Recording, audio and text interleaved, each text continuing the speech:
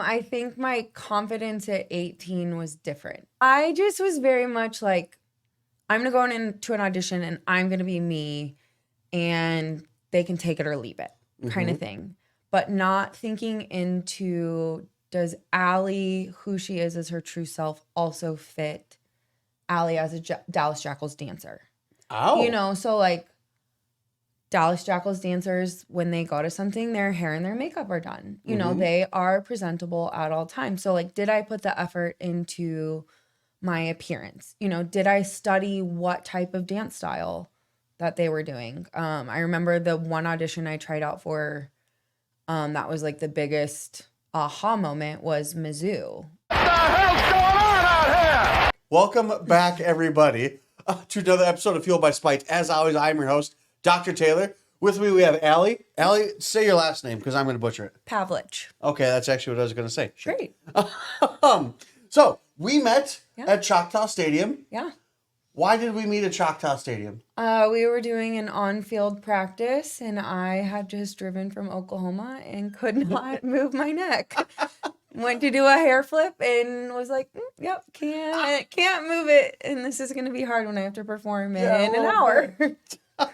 So, if you didn't pick up on that, we both work or have a home away from home at Choctaw Stadium where the Jackals play. Chiropractor, dancer. Yep. But actually, go into what you were just talking about. This part blew my mind.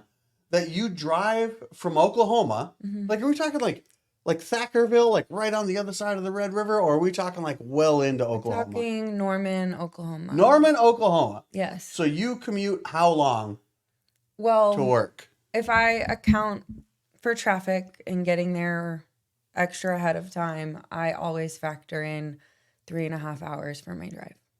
One way. Yes. Shit. Yeah. So, and I get really nervous because I'm not from Dallas and I don't know the traffic, and most of the time I'm using my GPS. Right.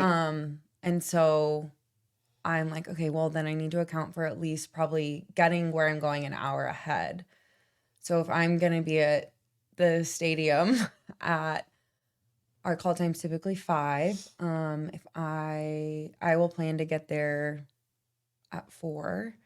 And that gives me an hour wiggle room. If I Which need in it. DFW traffic, an hour wiggle room sometimes might still not be enough. Yeah. Yeah. Do you know? I don't know if I know it. Do you know anyone? This is a wonderful softball question for you. Do you know anyone that loves their job enough to drive 3 hours? No. Or 6 hours round trip? No. No. I feel a lot of times I feel crazy, but I'm really grateful for the opportunity. And I'm grateful to be part of an organization that makes the drive worth the drive. That's cool. Everybody's really kind, encouraging, uplifting, and hardworking. Just in case we've been beating around the bush, what's your opportunity? What do you do? Oh, I'm a Dallas Jackals dancer. Boom, there it is. Okay, cool. I don't know if we actually said we that. kind of said dancer earlier, but officially, I'm a Dallas Jackals dancer. There are different types of dancers. I don't know if you want to get confused with one type or another. Yes. Right. So tell us your origin story. How does one become a professional dancer? But also, and I don't know if I've ever asked this of somebody else, but also develop a love and a passion for any activity to be willing to make a 6-hour round trip commute. Well, I'm a little bit stubborn.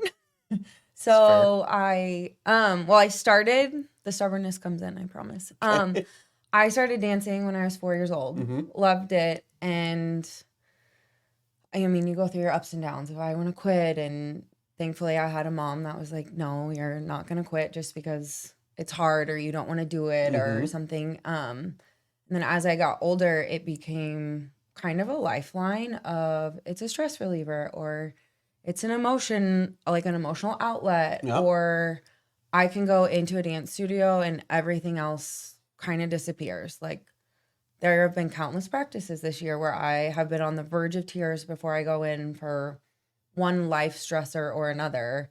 The second you walk in, your teammates are there, everybody's happy, everybody's working. You turn the music on and you're focused on something else that had like nothing to do with the world kind of outside of that little bubble. Yeah. And it happens to be the thing that you grew up loving to do. And so I went to college for dance, and that's when I kind of got my first taste of like, oh, well, you might not be good enough, or we're gonna cast you, but we're not gonna cast you. Mm-hmm. And a lot of that was appearance reasons and logic that I understood, but also logic I didn't understand because it was really like the things they were telling us were really unhealthy.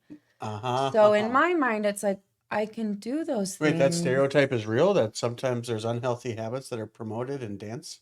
Mm-hmm. Weird. I never got an A in ballet in college because I wasn't the weight that they wanted me at. And that weight is Are we allowed to say the college? um You don't have to. I'm not going to. That's fair. But probably people would know. It's very well known in Oklahoma City. Their dance program is incredible, but that was one of the hardest things where if you would have taught me how to do it well, I would have done it, but I didn't have the resources. Yeah. I had, based on your height, your weight should be this. So I got that in dance health, and then the weight they told me was Less. 20, I would say 20 to 15 pounds less than that.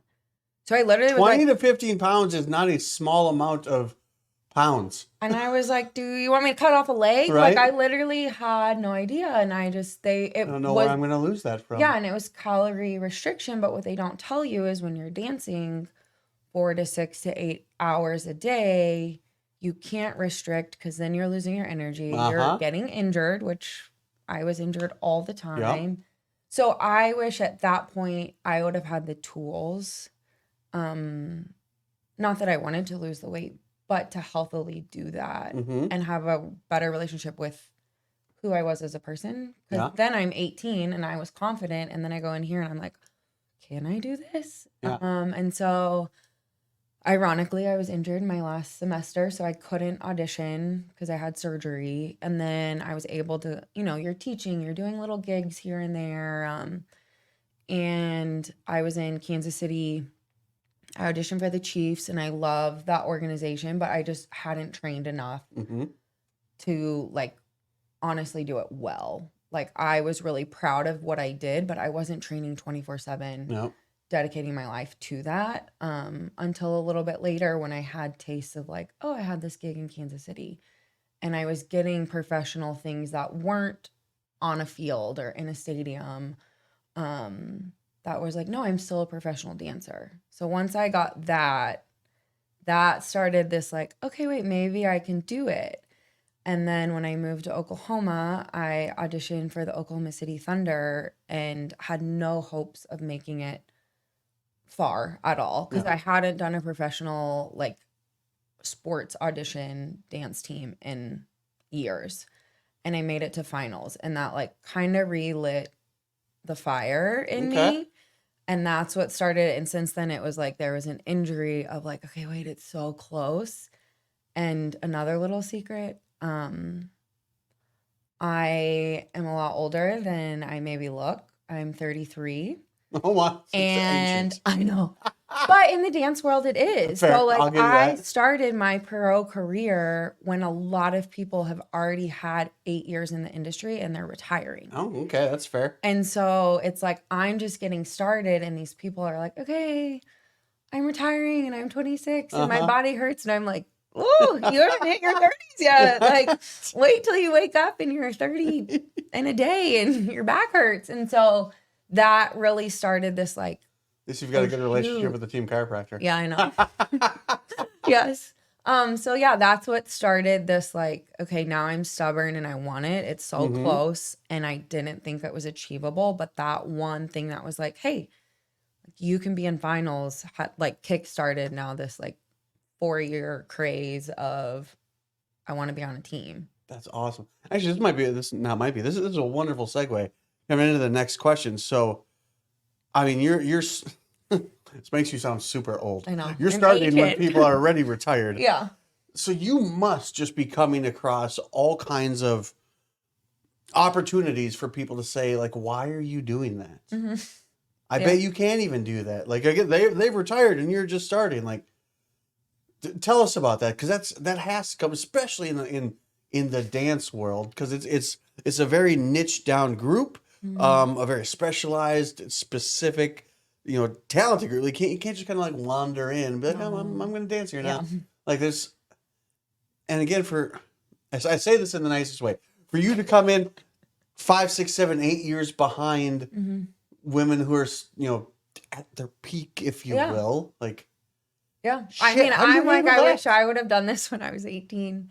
I wish I would have been as confident, I guess, at 18. We're gonna come back to that. Yeah. I think, honestly, I get mistaken for 24, 25. So it's more of a shock when I say something like that of like, oh, well, wait till you're my age. And they're like, oh, well, you're my age. And I'm like, no, like add 10 years to that. So there is a compliment Miss, to that I can ID. keep up. Oh no, I'm flattered. I know. I'm like, yeah, do you want to ask? There is an element of like, oh, I'm keeping up with you. But there's also part of it where it's like, I can't do that trick anymore. Not because maybe I physically can't, but I physically probably shouldn't. Fair. And I do think dancers are a very rare, stubborn breed that will maybe pursue something when their body's telling them not to, or they'll dance through injuries. So where I'm at right now, I think I feel more confident and stronger because I'm taking care of my body, and I'm maybe not doing the things that 18-year-olds are doing, but I'm like, okay, well, how can I still be somebody that somebody wants to watch with my skill set? Like, is it facials? Is it interacting with you one-on-one at a game? Is it remembering your name? So when you come back, I'm like, hey, how are you? It's been so great to see you. I haven't seen you since the first game. Like, how do you make them feel part of an organization? And for me to want to keep coming back, it's more than just getting to dance on the field. Don't get me wrong. Like, that is a dream come true. But getting to make memories with people, getting to grow as a person, as a human, as a professional, like, it goes way past, like, I'm holding pom-poms and I'm on the side and I'm cheering. It's that childhood lifelong dream, but then you're also getting to go into a podcast and say, but I'm also a professional and I'm more than this, and I can hold a conversation and I can hold a full-time job and I can drive 3.5 hours. Wait, you've got a job outside of this too? Yeah. Jesus Christ. What do you do? I work for podcasts, but I would say more generally, I'm a freelance content creator. Okay. So I'm not an influencer, but you could send me this video, audio, and I could return it back to you with your video, your podcast audio, and I could provide you with what you need for social media. I would love to be, like, I'm working on it right now, but like, I want to be essentially like a brand consultant. So I want to cheer for you in your business. So like, how do I say, okay, let's tweak this just a little bit. Yeah. We're still on track of what you're doing, but like, change the direction slightly to make it more achievable or like reachable for people. Or just change your approach slightly. Yeah. Don't email at 9 a.m. Maybe you need to email at 10 because your clients aren't awake. That's things fair. Like that. So I want to go back real quick. Man, you got 2 jobs. I know there's a lot. Well, no, you got 2 jobs. You're doing it yourself. You got a 6-hour round trip. Shit. How, in a nutshell, what do you think got you the confidence now that you didn't have at 18? And for all intents and purposes, I'm going to say that for you to be doing what you're doing and going after what you're going after now, you even need more confidence now than the average person has at the ripe old age of 33. Like, hopefully you as just a person, a human, are gaining confidence throughout life just by experience alone. So I would hope that even on a really well-worn path from 18 to 33, you would be more confident. Not you, but you. The public. Exactly. But still, you need even a greater amount of confidence and wherewithal to go back and like, hey, I'm actually going to go compete with these women in this highly technical sport that are 10 years my junior. So it's not like you just got confidence from 18 to 33. Like there's an exponential growth there. How'd you do that? I think my confidence at 18 was different. I just was very much like, I'm going to go into an audition and I'm going to be me and they can take it or leave it kind of thing. But not thinking into, does Ali, who she is as her true self, also fit Ali as a Dallas Jackals dancer? Oh. You know, so like Dallas Jackals dancers, when they go to something, their hair and their makeup are done. You know, they are presentable at all times. So like, did I put the effort into my appearance? You know, did I study what type of dance style that they were doing? I remember the one audition I tried out for, that was like the biggest aha moment was Mizzou. I walked in and I was like, I was very confident in who I was, but I didn't think through like, okay, how does Ali also look like a Mizzou dancer? I would have teased my hair. You know, I would have worn fake eyelashes. So those things that like, not that I was too proud to do, I just didn't know, how do I still be me, but also look like a team? And so then I went into college, and that's where my college education was more for like Broadway, cruise ship, kind of like LA, not necessarily pro dance, but still, how do you stand out but look like a team? How do you show up and be professional? How do you have all the little things that people don't think of? So if I get a rip in my tights, do I have 5 extra pairs of tights? It's those things right now when I go into an audition that I know I have and I'm going to feel confident in that maybe an 18-year-old doesn't have. You know, shoot, my costume broke at auditions. Great. I actually have 2 backups in my bag. You know, like it's things like that I've had years of talking to people. You know, I know how to talk to a 4-year-old child and I know how to talk to the CEO of an organization, where like 18-year-old Ali would not have known that. So there's a different level of confidence that I think maybe that goes back to I might not be able to outdance you, but I still have the well-rounded skill set that I can do the basic things, but I'm not going to whip out a back handspring right now. But correct me if I'm wrong. It's almost, I feel like I'm getting more like, you're more present as to 18-year-old is, this is me, take it or leave it, which is a perfectly acceptable thing to have at 18. Sometimes that's still, I exude that also. Yes. But there is a matter of like, you're not losing yourself if you're present in a situation and you make the realization that like, I need to show up this way for the audience I have before me. Yeah. What keeps you going? Maybe that's what I'm trying to ask. I have 2 thoughts though. Cool. The first thing that I was going to say before you asked that was I think I approach it now as a job, first and foremost. So when I was 18, I was like, I just want to dance. But now it's like, if I'm going into a job, I'm going to do the research and I'm going to do like anything I can to prepare to make myself the best candidate. So there's a level of maturity that came from my schooling, just having jobs, you know, not being 18, coming out of high school where, can I turn my assignment in late? Okay. You're not showing up late to a game. You're not showing up late to your audition, things like that. So the professional maturity and professionalism that I bring, I think is something that sets me apart from 18-year-old Ali. And then the thing that keeps me going is, why would I not? Like if I have the ability to, I don't know why I wouldn't. That's awesome. And that's what a lot of people have asked me. It's like, because I can do it. Like I genuinely think, I don't want this to happen, but like I would have to have a very debilitating injury to stop me from like being like, okay, great. How do I get back? Like I've had some wild I've had the ACL. I've had all my ankle ligaments replaced. I've had the fixes that come with having those surgeries. Yeah.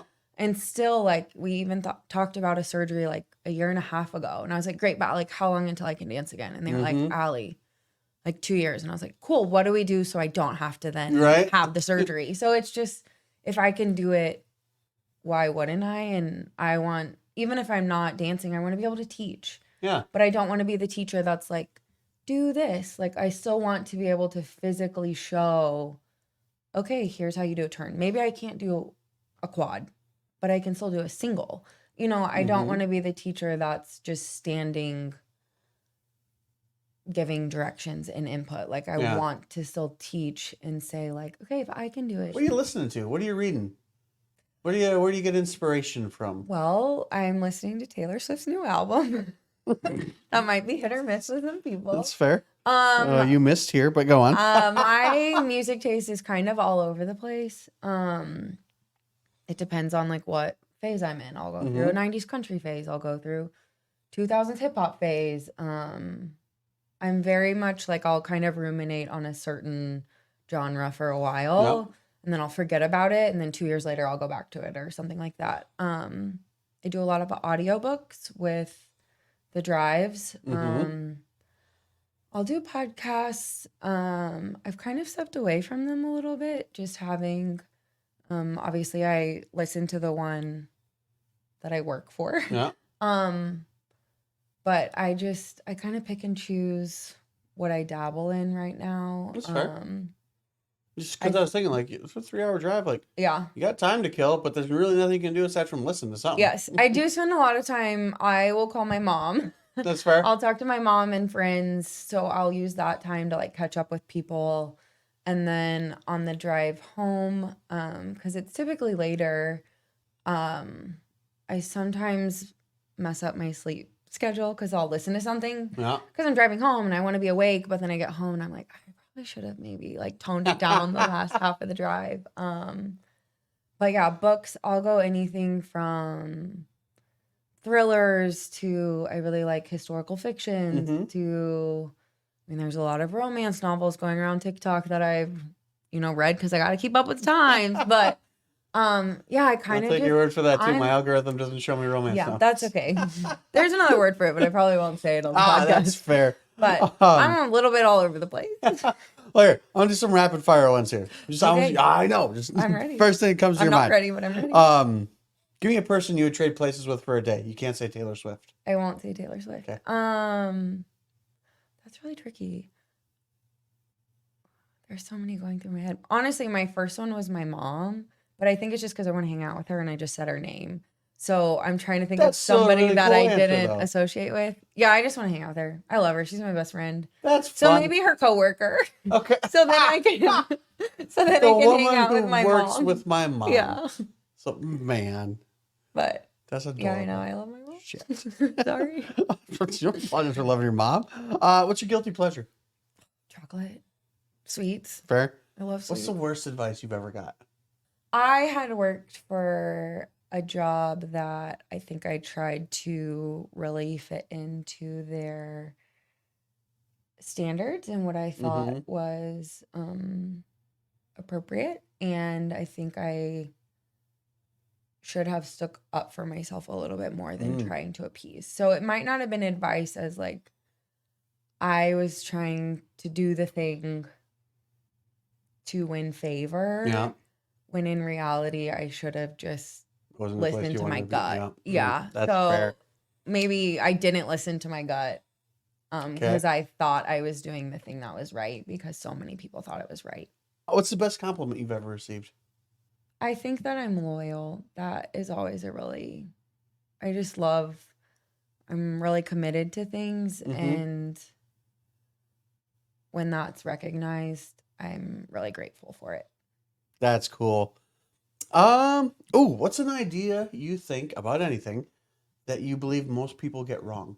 I was a dance major, and so we learned a lot about lighting. And so one thing that's really cool is that if you were to light this room with blue tinted lights, the room would feel 10 degrees cooler than it is.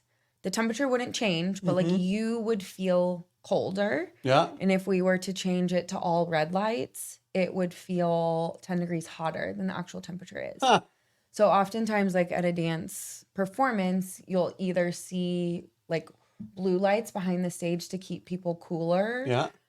Or in reverse, warm lights to keep like their bodies warmer. Interesting. But they'll often do that like in shows and arenas Yeah. and in spaces that are really hard to regulate the temperature because it's cheaper if you just change the color. Of the I did not anticipate the answer so anything not like that. what you had asked for, No. But also hopefully interesting. 100% believable. Like, Yeah. absolutely. And now you'll recognize it. Yeah, I will. Pop out every time. Tell me about the best year of your life. I would say 2 best years of my life. Okay. You can have a tie at the top. When I was 25, I blamed everything on my quarter life crisis. So I took more chances and was like, whatever, it's my quarter life crisis. So I did a lot of things that I would be like, oh, maybe I don't want to do that. But I think I took a lot of more risks and just blamed it on being 25. Uh-huh. So that year was just memorable because I was like, whatever, quarter life crisis, like I'll do it. And then for sure this year, just because I've had the opportunity to dance professionally and I've never had that before. So while this year has been more probably emotionally and mentally draining, I've seen the reward and the payoff for it. So Love you to take more risks. Ooh, okay, last one. Mm-hmm. Give me one question that you wish I had asked you. Oh, you never asked me if I was a rugby fan or if I liked rugby before being a Dallas Jackals dancer. Oh, damn. Are you or were you a rugby fan before becoming a Dallas Jackals dancer? I was not a rugby fan. Okay, why not? I just didn't know a lot about it. I grew up in Kansas City, so I was a diehard Chiefs fan. Sorry, Cowboys Nation, like don't come for me. All right. So I grew up around that, KU basketball and the Royals, and Kansas doesn't really have rugby. And so I now am a very avid rugby fan. So you want to know something crazy? Yeah. I Always? was a rugby coach. Oh, really? And I coached the Kansas City Rugby Football Club. We So have for a- you we have to a- be like, Kansas City doesn't have rugby, Wait, is what are they? a bold-faced lie. Do we still have it? Yeah, well, they got Kansas City. And I think they just finished the season undefeated. Oh my gosh. You've got the Kansas City Blues, and back in the early 2000s into the Oh teens, my gosh, I stand corrected. was like, yeah, you do, was a dominant force Shoot, in so rugby. now do I have to cheer for Kansas City Blues and not the Dallas Jackals? No, so they're different Oh, okay. levels. Okay. But no, Kansas City has I'm still a learning about wonderfully thriving rugby program. Or rugby Wait, did you culture see there. that we just recruited a rugby player for the Chiefs? I did, yeah, the Welshman. Yeah. Yep. Fast little Still guy. look fast. Hopefully for his sake anyway. But no, yeah, it's oddly enough, like it's like Kansas City didn't have a rugby team. Bullshit. Okay, I I coached him. stand corrected. That's incredible. Also a really thriving high school program. In Kansas City? Yeah. Which high school? Well, no, like as far like just like a bunch of them. Like do you know where Westport is? Yeah. Yeah. So I used to live right I off of worked Westport. in Westport, yeah. No way. Where at? I worked at a church in Westport. Okay. That was the what we talked about earlier. No, that's fair. Okay. But yeah. Yeah, I'm I used very to live out in familiar with Westport. I coached KCRFC. They played the Blues. There's also the Kansas City Rogues. So yeah. Okay. For you well, two- then my No. question to you, favorite Kansas City barbecue? Oh. I mean, Jack Stack was good. You know what? No. It's now Joe's, but formerly Oklahoma Joe's off of State Line Road at the Sinclair gas station. I know. It's so See? good. I'm not and making you got, this and shit you got up. a Z-Man, I'm sure. Probably. Yeah. Their french fries are my favorite. This is awesome. But So anyway, no, okay, I stand corrected. You should. I You should stand corrected because you are corrected. But no, this leads itself into a wonderful little tagline I have from the show. Okay. I got 2 of them. Number 1, if anyone's been following this, ready. I'm sure you already have. You will learn more here by accident than elsewhere by design. That is true. But also, you could take this to the bank and apply this to damn near anything. Out there, it seems like there's really just 2 types of people. Either A, people are idiots, or B, they're just simply uninformed. Mm-hmm. So at least when it comes to Kansas City rugby, you are no longer Stand uninformed. corrected. Now I'm going to go do my research. That's awesome. Okay, everyone, thanks for joining us. Thanks for thank watching. you. Allie, absolute pleasure. Thank Thanks you for for sharing having your me. story. Yeah. And always, guys, like, share, follow. Check out Ali, Dallas Jackals Dancers. Come to a game. Come to a game. Yeah. They're on a string of away games right now. They're doing great. They are. They got a win before the bye and the bye week, and they went back down to Miami, took it to that game the was Sharks. incredible. Yeah, nuts. I told you I'm a big rugby fan. As you I should be. watch on the It's a the fantastic app. sport. Awesome, guys. Thanks again. Catch us on the next one. See ya. We'll see you later.